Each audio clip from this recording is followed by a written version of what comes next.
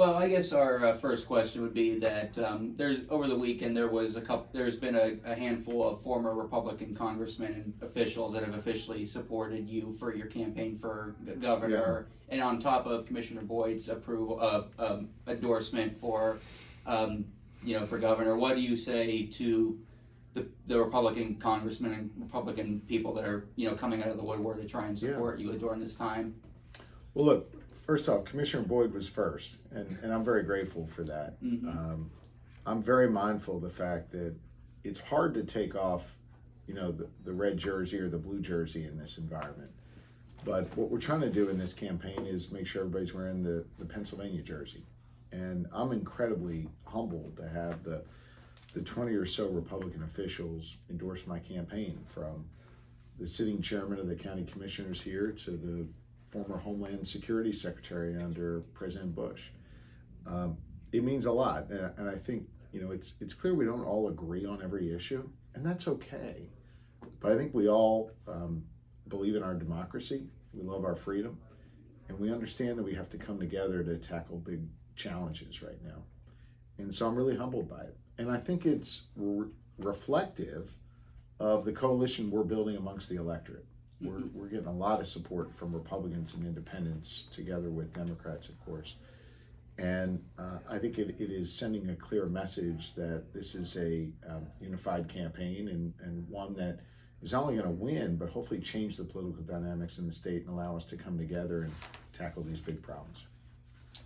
We've talked a little bit, but you've probably got to appreciate the risk that Mr. Boyd's taking. I think you're the only sitting so far GOP member so far. There are others coming. Yeah. But still, like you said, he was first, and I'm only saying what I think a lot of Republican officials across the state are thinking. And even in my conversations with numerous sitting Republican officials, not just regionally but statewide, while they might not come out publicly and say that they're supporting Josh, when they go into the voting booth in November, he's the box they're checking. I guess kind of the same wavelength there. You could have done kind of what Governor Hogan did in Maryland. Said, I'm not going to support Donald Trump, I'm going to vote for Ronald Reagan. I guess you didn't have to come out. You could have just said, I'm not going to support Mastriano, but the fact that you said that, but I'm also going to support Mr. Shapiro. Absolutely. Well, this race was too important to sit back on the sidelines, right? And at the end of the day, Josh, his policies on economic development, on education, on public safety, they align with many of the goals that we're working on here in Lawrence County. He's the only guy in the race right now talking about workforce development. He's the only guy in the race right now talking about streamlining our regulations at the statewide level, working to create a comprehensive economic development system that works for Pennsylvania to allow us to compete with places like Ohio, so Lawrence County doesn't continue to lose businesses like McKesson, like Steelite a couple of months ago. It's critical that we get somebody in the governor's office that actually has both the experience, county commissioner, former state representative, current attorney general, and the vision to push Pennsylvania forward. Josh is the only candidate in the race, in my view, that's actually out there talking about the big ideas that are going to bring our state into the 21st century. And going off of that, what you mentioned about workforce development and the economy, obviously there's everywhere across the country, there's places that are struggling in different industries. What would be your main goal or initiative to try and bring back local jobs to Pennsylvania, attract Pennsylvania to new and upcoming industries and stuff like that? Yeah.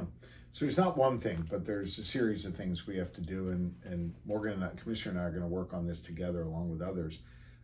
First, I think we need to reimagine how our kids are learning in high school by putting VOTEC and computer studies in our high school classrooms, right?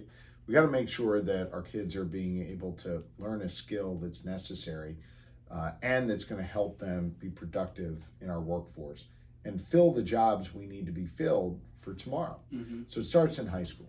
Next step is investing in apprenticeship programs. We need more welders, we need more electricians, we need more plumbers, we need a whole lot more skilled trades than we have right now. Whether it's working on the cracker plant in Beaver County or the small business that lines our main streets, we've got to make sure that we have those skilled workers. So I think starting in high school, continuing on with the apprenticeship programs is really important. Then I think government needs to get its act together. We need to cut business taxes. We've got the second highest business taxes in the nation. I want us to be amongst the lowest. We're at 9.99%. I want us to be 4% by the year 2025. That's aggressive, but that's going to help show that we're open for business. I also think we need to be far more nimble and quick in processing permits and other things that are necessary for businesses to operate at the state level. And finally, we need to have a one-stop shop. This is something we've talked about a bunch before. A one-stop shop for economic development and growth, and frankly, to be able to stop the kind of bleeding we're seeing from a company like McKesson leaving and going over the border into Ohio. By having a one-stop shop in Pennsylvania that answers directly to the governor, we will put economic development at the forefront of what needs to be done. And then finally, when the Commonwealth does invest real dollars, we got to make sure that we're prioritizing rural communities across Pennsylvania.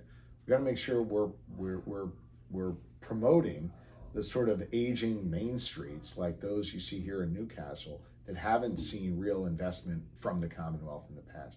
If we're going to have an economic resurgence in the Commonwealth of Pennsylvania, it's going to require us to do better in communities like Newcastle and Lawrence County, and trying to make sure that we both protect the jobs we have and create new ones. I see some great opportunities here, whether it's around clean energy, through ag and others. I think there's some real opportunities here to grow the economy, and I plan to invest heavily here. You brought up economic development, the cracker plant, and then just now clean energy. Sometimes those headbutt each other. The cracker plant may or may not have some residual environmental effects. How do we do that in a safe way? We're sitting on a show of natural gas. Yep. How do we get it out safely, whether that's fracking or, how do we grow the economy, do it in a safe way so that we don't screw it up for?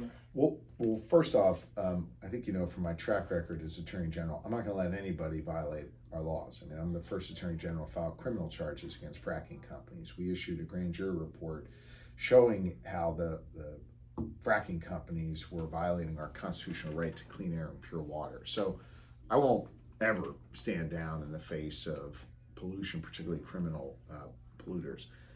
But I guess I would, and I mean this totally respectfully, I'd push back a bit on the premise of your question.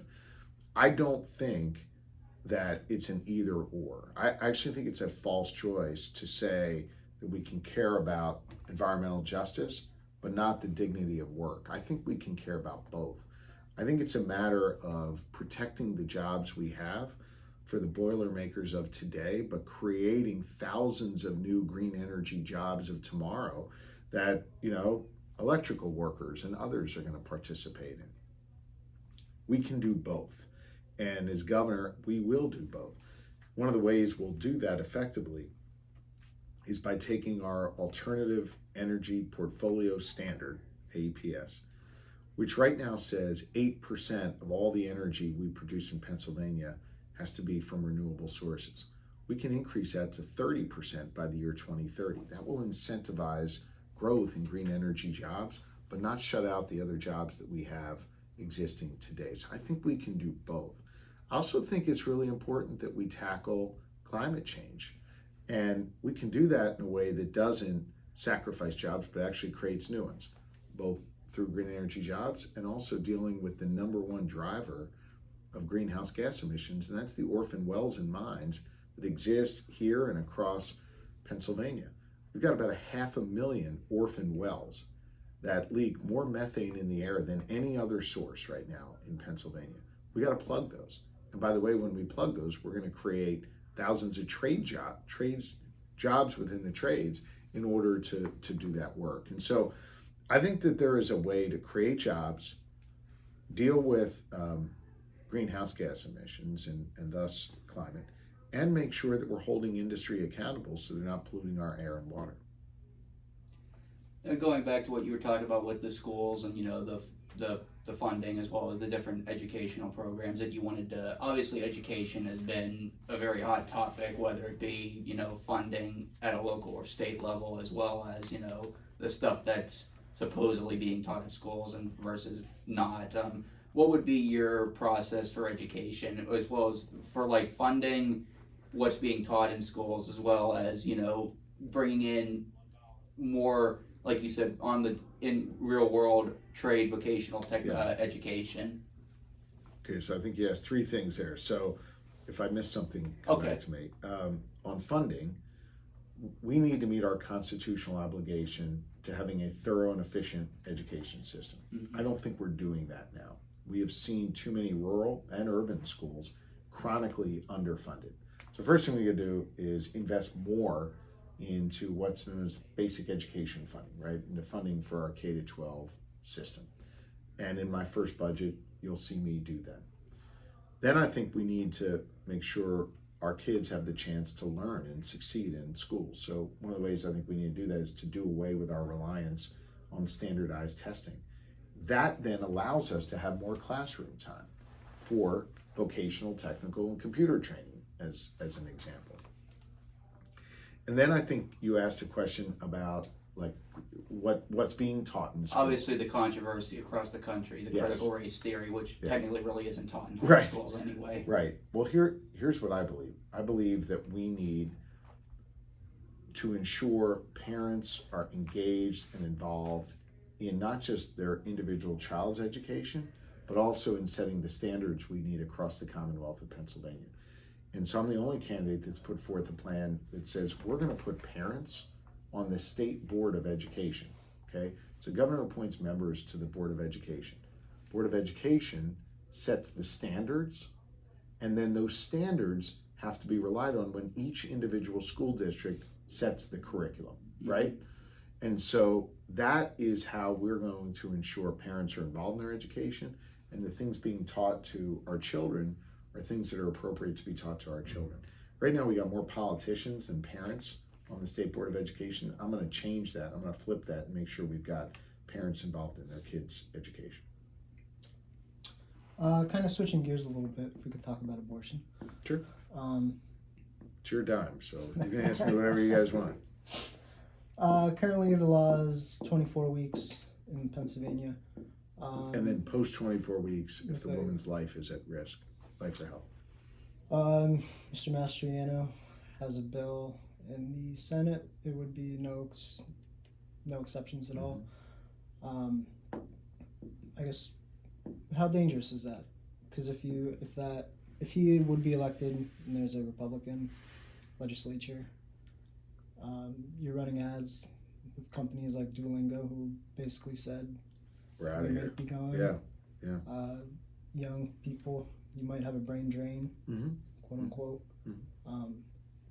So I guess is that like the main message point of this campaign now that It's an important one, and the reason why it's important is that he, my opponent, Mastriano, has said his number one priority, those are his words, not mine, his number one priority is to ban all abortion with no exceptions, not to save the life of the woman, not if she's been raped.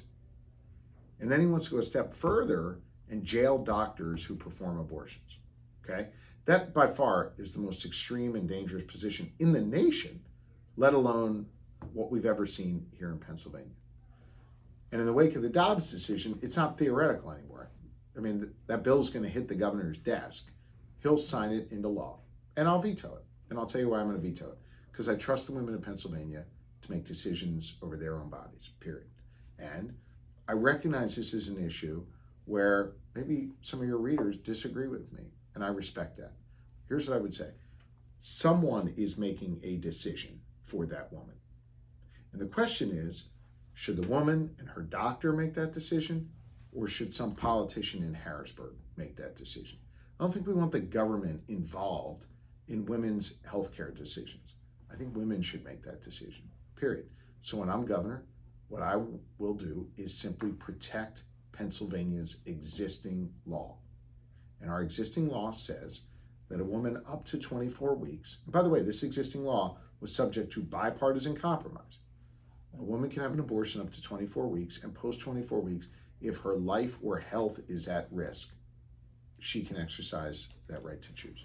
do you think, kind of like you said about Duolingo, I mean they came out on their own, Do you think some of the other bigger corporations in Pennsylvania should make a stand? The UPMC. I think- mean, there's. I think what's clear is that my opponent is going to inject chaos into our economy if he is given the opportunity to lead. You heard the commissioner talk about the fact that, I mean, the other guy's got no plans for economic development or growth. And his top priority, his number one priority, his words, not mine, is to do something that would take away a woman's right to choose, bring the government into the medical office between the woman and her doctor, and as a result, drive companies out of Pennsylvania, making it harder to get a job here. It's the exact opposite. We need to be creating jobs, creating economic opportunity, keeping our young people after they go to Pitt, Penn State, wherever they go, to stay in Pennsylvania. And yet, that is the opposite of what he's proposing. And listen, I get that there are some people who disagree with me on this issue. But I'll tell you what my opponent is proposing is radical, it's dangerous, it's extreme. It would drive jobs out of Pennsylvania, and it is not where the vast majority of Pennsylvanians are on this issue. They don't want politicians in Harrisburg making that decision for them. They want to make those decisions for themselves. I guess this question could be for both of you. Obviously, over the years, there's been the way of government in the state versus government locally, the communication between both local and state government. How would you guys like to work together in the future if elected to help with funding, help with projects, help with retention, stuff like that, like better communication between the county and state government? I'll say something really brief because I know Morgan's got a lot of thoughts on this. I'm a former county commissioner. The county and local government is where the rubber meets the road. We will have not only county officials, local officials, others involved in our government directly, they'll have a direct line to our government. They'll have liaisons in my office that they'll be able to work with on big issues, on rural health care, on economic development, on public safety, and you name it. There'll be a whole host of issues. But local government officials will have a seat at the table in a Shapiro administration. Yeah, so I think right now, the way the system is structured, and they're doing a fine job at the state level. We've got some decent contacts in the governor's office. We've got some good contacts in DCED. But the way that the structure is currently set up is Harrisburg sees itself as the entity that funnels money through to these localities, the counties, the municipalities, and that's sort of where the partnership ends.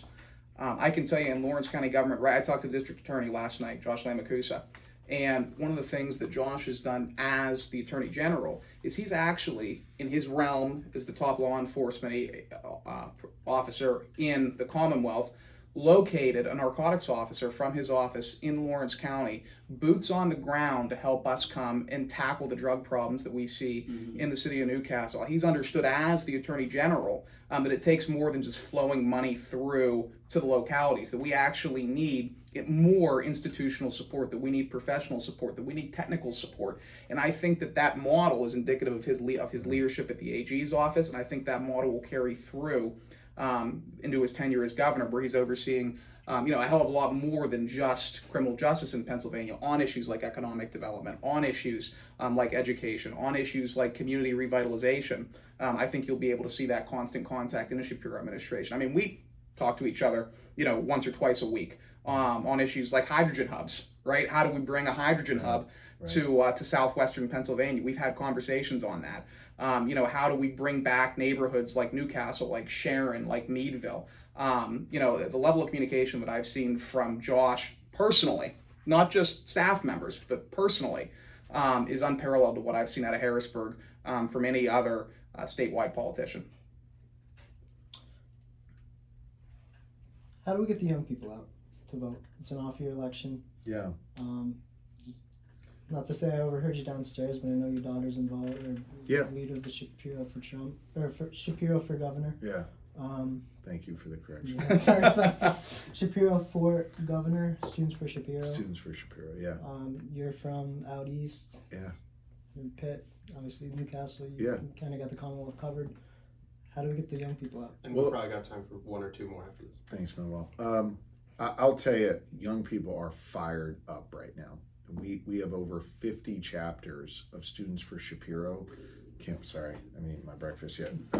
Over Hopefully 50. LGKG has some. Over what's that? Hopefully LGKG Yeah. has some. Over 50 chapters of Students for Shapiro on college campuses across Pennsylvania. And so many of them are organic, meaning these students are the ones driving the effort. These students are the ones registering their fellow students here in Pennsylvania and getting out the vote. And Austin Davis, my running mate, and I have been making a point to get out to these campuses as much as we can and engage the students. I think they recognize their rights are on the line right now, and they can't look to Washington, D.C. to protect them anymore. It's going to be the governor that ultimately is going to make that decision. I think they also see my opponent as just so unbelievably dangerous and extreme that it's motivating them to get engaged and involved. I think they've seen my track record on issues that matter to them, like, for example, suing the student loan companies and winning and being able to cancel $200 million in student debt payments because they got ripped off by the for-profit colleges and the student loan companies. So the reality is I think they've seen a good track record for me. They see how dangerous and extreme my opponent is. They recognize the role now that state government is going to play to protect their rights and freedoms. And man, they are engaged. It's really inspiring to see. I can confirm that as a young person. My sister, youngest sister, just He's started rubbing school. it in that I'm not a young person. My sister just started school, University of Pittsburgh. One of the first things she did was she joined Students for Shapiro, and they're out on the streets right now canvassing, registering people to vote. I have friends across the Commonwealth from my time at Allegheny College who have spread out, and at Carnegie Mellon who have spread out, most of whom under the age of 30. I get texts, I get calls daily. Hey, we can't wait to go to the polls to vote for Josh. He's the guy to lead us into the future. He's going to be one of the reasons why I stay here, and we can't wait to get out and give him the opportunity to serve as governor. Yeah, and I gotta say, I walked on Pitt's campus the other day with my daughter really quick. We were walking to an event. If you look up the towers, what the towers are, there are, and I don't know, is it 20 some floors up? It's pretty high. I mean, dotting the windows are Shapiro for Governor signs. When was the last time you saw that on a college campus? And these are students who made a point to show up at an event, to get their sign, to put it in their window, to demonstrate their commitment and support. And we're seeing that on campuses all across Pennsylvania. This is a group of students from Shippensburg this weekend. Ship for Shapiro, they call themselves. I mean, it's just incredible what's happening on our campuses, and it's inspiring. It really is. And not just the campuses. This is important too. I not as much as you, but I drive around the state, or at least down and back to Allegheny County, up and down to Erie a lot. And these are rural red counties, and you're seeing more and more Shapiro signs, more and more Shapiro Davis signs pop up in these small rural towns, because they've identified Josh as a moderate candidate who's going to go to work for them and get the job done, versus a radical candidate who's going to go to Harrisburg, focus on a radical agenda, and not really do anything to bring Pennsylvania's economy back. You're seeing more and more Shapiro signs in rural communities than I've ever seen for a Democrat. It is what it is, right? As long as I've been here. We'll do last question here. We kind of talked a little bit. CBS poll a couple days ago. What'd that say?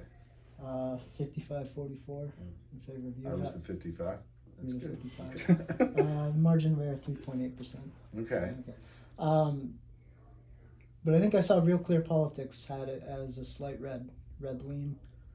It's Pennsylvania, anything can happen. I guess these next 8 weeks or so, 9 weeks, 10 weeks, however many weeks it is. 50 days. Yeah.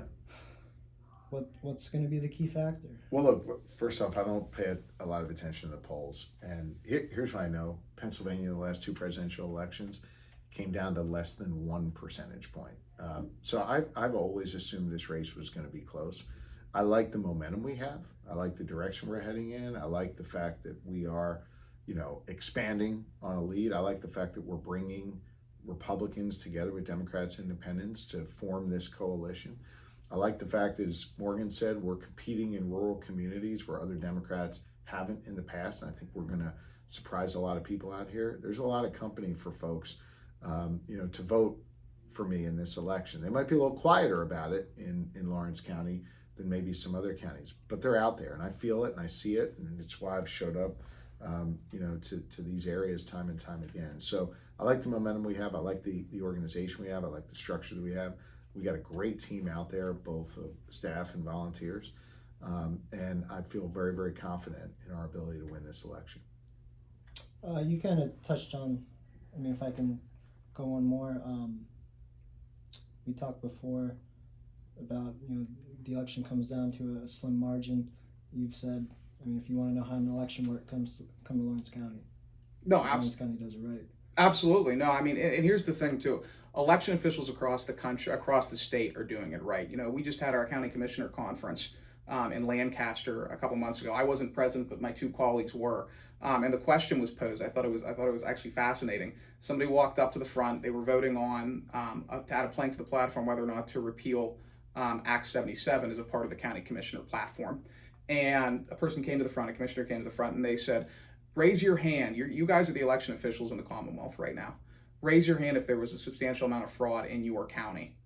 And not one hand was raised in the entire room, from Philadelphia to Erie to Lawrence to Allegheny. The other thing that I think is important to recognize as it comes to voter security and election integrity is that in every single county, there is at least one minority member from a minority political party. In Lawrence County, it's the Democrat. In Philadelphia, it's going to be a Republican.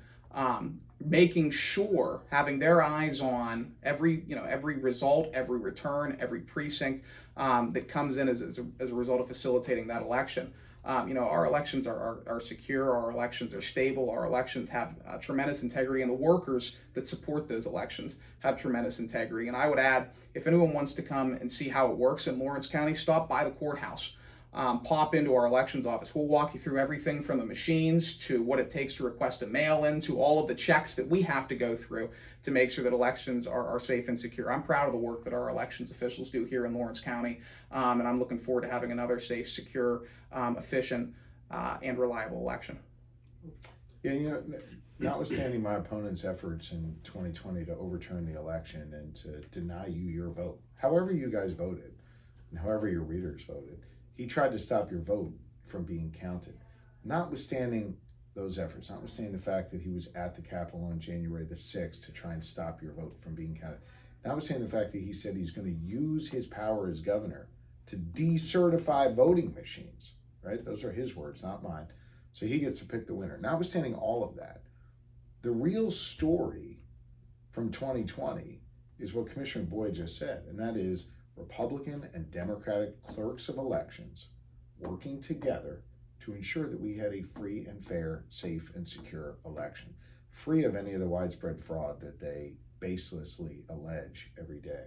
And so the reason I'll, of course, accept the results of this election, the reason why I'm confident we'll have another free and fair, safe and secure election, is because we have honest folks running these elections, Republicans and Democrats, who care deeply about our democracy and who are there to do their job to make sure that when someone votes by mail or someone shows up on election day to cast their ballot, that they're able to do so in a secure manner, that their ballot will be counted, and that whoever comes out on top, the will of the people will be respected. Thanks, guys. Yeah, you're fine. Thank you both.